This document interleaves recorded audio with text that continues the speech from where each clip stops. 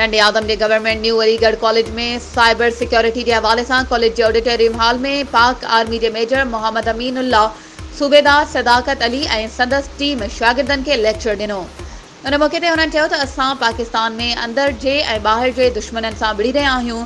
असां अॼु पंजी नस्ल हाइबर जंग इस्लाम ऐं पाकिस्तान जे दुश्मननि पाकिस्तान जी ॿाहिरि सैकड़ों नौजवाननि खे निशानो बणायो आहे, जंहिं करे सोशल मीडिया ते मुसलसल इस्लाम पाकिस्तान ऐं मुल्की इदारनि खिलाफ़ नाकारी प्रोपेगंडा करे रहिया आहिनि।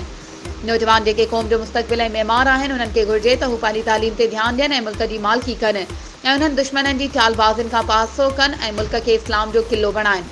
पाकिस्तानी उम्मत मुसलमान जी उम्मीद आहे इन मौक़े ते सॼी दुनिया जे मज़लूम मुसलमाननि जी हिमायत में उस्तादनि ऐं शागिर्दनि जे वॾे अंग शिरकत कई। शागिर्दनि जोश ऐं जज़्बे सां पाक फौज जे ऑफिसरनि खे ख़राज तहसीन पेश कयो।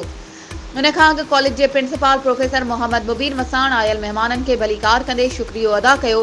प्रोग्राम में कैमरिंग जा फ़र्ज़ प्रोफेसर अहमद बिलाल कंपेरिंग जा फ़र्ज़ सरअंजाम ॾिना। वधीक ख़बरुनि ऐं अपडेट्स जे लाइ असांजे चैनल खे सब्सक्राइब कयो ऐं हा, बेल आइकन खे प्रेस करणु न विसारिजो त जीअं असांजी हर नई अचण वारी वीडियो तव्हां ताईं पहुची